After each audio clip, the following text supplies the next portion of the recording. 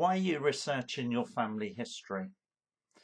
In section 2 of my online course, Introduction to Family History Research, I asked learners to reflect on this question because I think it's a really important one.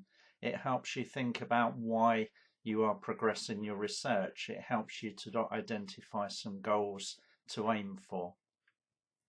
Over Christmas in 2016, I started going back over my family history research, looking at documents, checking my sources and what I'd recorded against ancestors. And this opened up information I'd forgotten about, information I'd missed, but helped me think about why I was still researching my family history after 20 years. I also thought about the 2016 series of Who Do You Think You Are, that famous TV series on British TV. And a number of celebrities started their family history with professional help to really identify some questions they had about their family history, why they were interested in their family history. This series was entertaining and enlightening in equal doses. I remember Amanda Holden's episode. She's a TV presenter and actor, and she talks about her story and her family history about having French connections, French ancestors. But perhaps the most enlightening part of her episode was the discovery of her grandfather's World War II service. This reminded me of some information and a family story I'd picked up on in the early days of my research into my mother's uncle, Eddie, and his Second World War service. And there were stories in the family about his life before, during and after his Second World War service, and how that time in his life really affected him and his future, affected his friends and his family, and ultimately his life and the life he led.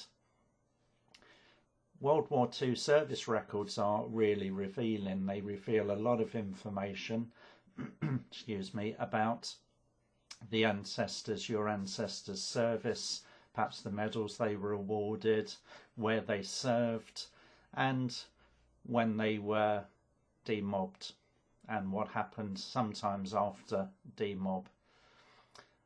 Eddie's story was interesting and exciting in parts, but also quite sad.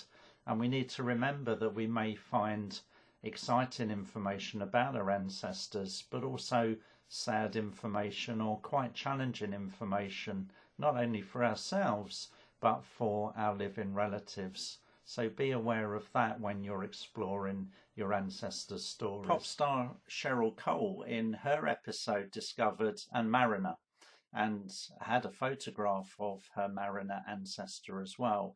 A really lovely discovery. This reminded me of another Edward in my family who grew up in Cambridgeshire, travelled via Stowmarket and Colchester to Ipswich and sailed barges. Through further research and Google, I discovered a story about a particular barge he captained, which added to the flavour of my family history and really brought it alive. Now, I don't have a photograph of Edward, but never say never. They were grafters and they had such a pitiful life, stormed Ricky Tomlinson in his episode on Who Do You Think You Are, 2016. Exploring the social context around our ancestors' life again really brings it to life and adds flavour to the bare birth, marriage and death dates that we all collect in our family history. In I think the most entertaining episode of the series, Danny Dyer's, he exclaims, "It's crazy. The matter of fact is, I'm a direct descendant of royalty." Now, I don't yet have connections to royalty. I hope for those, and maybe you do as well. But what might we discover in our family history? We never know when we start out, and apparently millions of us in the UK are connected to royalty. So Continue your research. Do think about why you are researching your family history. Do revisit your research from time to time and ask yourself that question again. It may help you focus on another goal or another part of your family tree to explore.